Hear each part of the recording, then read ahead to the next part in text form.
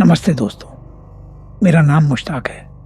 यूं तो मैं डरपोक नहीं हूं और न ही भूत प्रेत की बातों पर जल्दी भरोसा करता हूं, लेकिन पिछले महीने मेरे साथ एक ऐसी घटना घटी जिसने मेरी सोच बदल दी। ये कहानी मेरी ही है, लेकिन जो कुछ हुआ वो किसी और के साथ शुरू हुआ था। बात है 14 नवंबर की रात की। कड़ाके की ठंड थी और रात के करीब 1:30 बज रहे थे। मैं अपनी गाड़ी से हाईवे से गुजर रहा था। कोहरा इतना घना था कि सामने का रास्ता भी ठीक से नहीं दिख रहा था। तभी अचानक सड़क के किनारे मुझे एक आदमी खड़ा दिखाई दिया। उसने फटे पुराने कपड़े पहने थे और ठंड से कांप रहा था। मैंने गाड़ी रोकी, शीशा नीचे किया और पूछा, भाई इतनी रात को यहाँ क्या कर रहे हो? कहीं जाना है? उसने कोई जवाब नहीं दिया, बस मेरी तरफ देखा। उसकी आंखें, भगवान कसम, उसकी आंखों में एक अजीब सा खालीपन था। वह चुपचाप गाड़ी का पिछला दरवाजा खोलकर अंदर बैठ गया। मैंने शीशे में पीछे देखते हुए कहा, अजीब आदमी हो भाई, नाम तो बताओ। वह कुछ नहीं बोला, बस अपनी कांपती आवाज में धीरे से बुदबुदाया, उसने मुझे मार डाला। मैंने चौंक कर पूछा, किसने मार डाला? तभी उसने जो बात कही उसने मेरे रोंगटे खड़े कर दिए। उसने कहा, मुश्ताक भाई, ठीक 3 साल पहले इसी तारीख को इसी जगह पर एक ट्रक ने मेरी बाइक को टक्कर मार दी थी। मैं तड़पता रहा, लेकिन किसी ने गाड़ी नहीं रोकी। मेरा दिल जोर जोर से धड़कने लगा।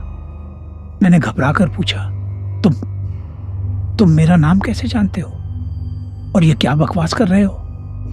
जैसे ही मैंने पीछे मुड़कर देखा, गाड़ी की पिछली सीट पूरी तरह खाली थी। वहां कोई नहीं था, सिर्फ सीट पर पानी की कुछ ठंडी बूंदें पड़ी थी।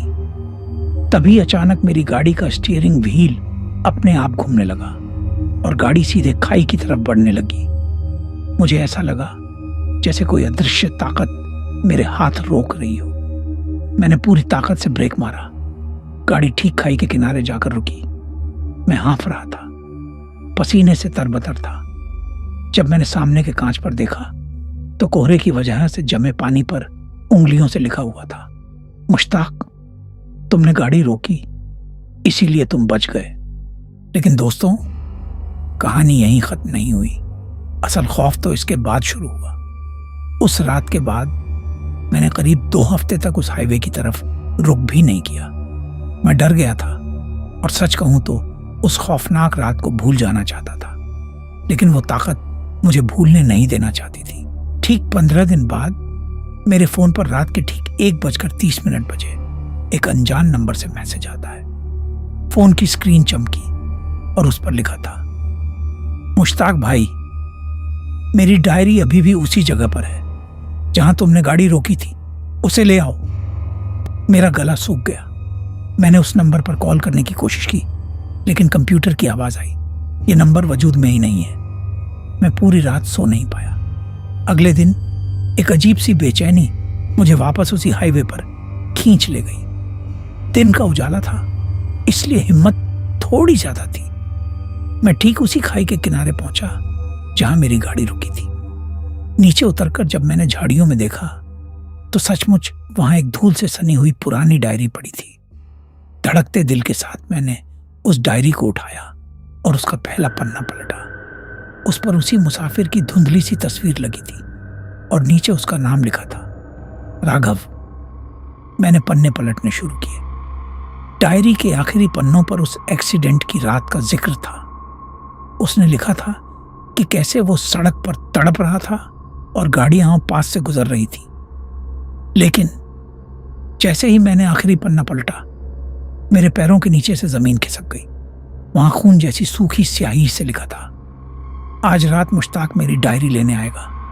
अब वो अकेला नहीं है, मैं हर पल उसके पीछे वाली सीट पर बैठूंगा। आवाज को एकदम धीमा और गंभीर करते हुए, दोस्तों, आज जब मैं ये कहानी आपको सुना रहा हूं, मैं अपने कमरे में अकेला बैठा हूं, लेकिन मुझे ऐसा लग रहा है कि कोई मेरे ठीक पीछे खड़ा होकर मैंने अपनी जिंदगी की सबसे बड़ी गलती कर दी थी। मुझे उस डायरी को कभी हाथ नहीं लगाना चाहिए था। उस दिन के बाद से मेरे घर का माहौल पूरी तरह बदल गया। दिन के उजाले में तो सब ठीक रहता, लेकिन जैसे ही रात के 1:30 बजते, मेरे कमरे का तापमान अचानक एकदम गिर जाता। इतनी ठंड होने लगती कि मेरे मुंह से भाप निकलने लगती थी। और फिर शुरू होता वो खौफनाक मंजर। कमरे के कोने से किसी के फटे पुराने जूतों की चरचराहट सुनाई देती। चर्र चर्र, जैसे कोई धीरे धीरे मेरे बेड की तरफ बढ़ रहा हो। मैं डर के मारे कंबल में दुबक जाता, अपनी आंखें बंद कर लेता और भगवान का नाम जपने लगता। लेकिन वो आवाज ठीक मेरे कान के पास आकर रुक जाती। परसों रात मुझसे और बर्दाश्त नहीं हुआ। मैंने हिम्मत जुटाई, कंबल हटाया और चिल्लाया, राघव, क्यों परेशान कर रहे हो मुझे? मैंने तो तुम्हारी मदद की थी ना। कमरे में एक गहरी डरावनी खामोशी छा गई और तभी मेरे कमरे के आईने पर धुंध उभरने लगी। उस धुंध के बीच उंगलियों से एक एक करके शब्द लिखे जाने लगे। मैं अपनी फटी आंखों से आईने की तरफ देख रहा था। वहां लिखा, मदद अधूरी थी, मुश्ताक, जिसने मुझे टक्कर मारी थी, वो ट्रक आज भी इसी शहर में घूम रहा है, मुझे इंसाफ चाहिए। जैसे ही मैंने वो लाइन पढ़ी, मुझे एहसास हुआ कि राघव मुझसे सिर्फ लिफ्ट नहीं मांग रहा था, वो मुझे अपने बदले का जरिया बना रहा था। वो चाहता था कि मैं उस कातिल ट्रक ड्राइवर को ढूंढूं।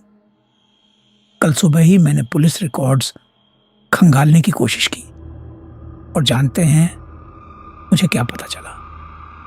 ठीक 3 साल पहले जिस ट्रक से राघव का एक्सीडेंट हुआ था, उसका नंबर आज मेरी खुद की डायरी में लिखा हुआ है। वो नंबर मेरे ही एक बहुत करीबी दोस्त के ट्रक का है। आवाज में एक गहरा सस्पेंस और डर। दोस्तों, अब मैं एक बहुत बड़ी दुविधा में हूं। अगर मैं अपने दोस्त का सच सामने लाता हूं तो मेरी दोस्ती और उसकी जिंदगी तबाह हो जाएगी, और अगर मैं ऐसा नहीं करता तो राघव मुझे कभी चैन से जीने नहीं देगा। आज रात फिर 1:30 बजने वाले हैं। मैं अपने हाथ में वो डायरी लिए बैठा हूं। मुझे लग रहा है कि वो फिर आ रहा है। इस बार शायद वो सिर्फ आईने पर लिखेगा नहीं। दोस्तों, इंसानी दुनिया और जिन्नातों या रूहों की दुनिया के बीच एक बहुत बारीक पर्दा होता है, और जब वो पर्दा हट जाए तो इंसान सिर्फ अल्लाह के भरोसे ही बच सकता है। मैं मुश्ताक आज अपनी जिंदगी के उस मोड़ पर खड़ा हूं जहां मुझे समझ नहीं आ रहा था कि इंसाफ का साथ दूं या अपने यार का।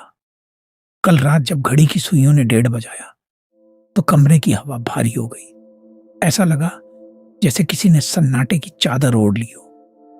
अतर की एक ऐसी खुशबू कमरे में फैली जो बेहद तीखी और ठंडी थी, बिल्कुल वैसी ही खुशबू जो मुर्दे को नहलाते वक्त कफन पर लगाई जाती है।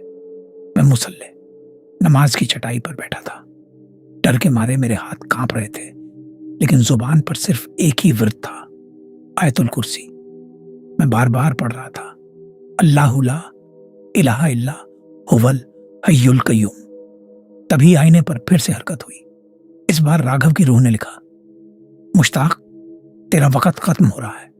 कल फज्र की अजान से पहले मुझे उस कातिल का गुनाह कबूल करवाना होगा, वरना तेरी रूह भी तड़पेगी। मेरा दिल दहल गया। एक तरफ मेरा वो दोस्त था जिसके साथ मैंने बचपन गुजारा था, और दूसरी तरफ एक मजलूम की रूह थी जो इंसाफ के लिए भटक रही थी। हमारे दीन में लिखा है कि मजलूम की आह सीधे अर्श तक जाती है, चाहे वो किसी भी मजहब का हो। राघव इस दुनिया से बेमौत मारा गया था और उसका गुनहगार आज भी आजाद घूम रहा था। मैंने हिम्मत जुटाई, अपनी कार की चाबी उठाई और रात के 2 बजे अपने उस दोस्त के घर की तरफ निकल पड़ा। रास्ते भर मैं अस्तगफार पढ़ता रहा, अल्लाह से रहम की भीख मांगता रहा। जब मैं उसके घर पहुंचा तो वो सो रहा था। मैंने उसे झकझोर कर उठाया और उसके सामने वो पुरानी डायरी फेंक दी। मैंने चीख कर कहा, साजिद, खुदा के लिए सच बता, 3 साल पहले उस हाईवे पर तूने अपनी गाड़ी से किसे कुचला था? साजिद का चेहरा सफेद पड़ गया। उसने अपनी आंखें चुराई, लेकिन जब मैंने उसे अल्लाह का वास्ता दिया और कहा कि उसकी एक गलती की वजह से आज मेरी जान दांव पर है, तो वो फूट फूट कर रोने लगा। उसने हाथ जोड़कर कहा, मुश्ताक भाई, मुझे माफ कर दे। शैतान ने मेरे दिल पर पर्दा डाल दिया था। मुझसे खता हो गई। डर के मारे मैंने पुलिस को नहीं बताया। मैंने साजिद को समझाया कि अल्लाह के यहाँ देर है, अंधेर नहीं। गुनाह की माफी तौबा से मिलती है, लेकिन बंदों के हक, हुकूकुल इबाद के लिए तुम्हें इसी दुनिया में सब भुगतनी होगी। सुबह की फज्र की अजान की आवाज जैसे ही गूंजी, अल्लाहू अकबर, अल्लाहू अकबर। मैं साजिद को लेकर सीधे थाने पहुंचा। उसने अपना जुर्म कबूल कर लिया। जब मैं थाने से बाहर आया तो मुझे ऐसा महसूस हुआ जैसे मेरे कंधों से कोई बहुत भारी बोझ उतर गया हो। हवा में जो एक अजीब सा खौफ था वो अब गायब हो चुका था।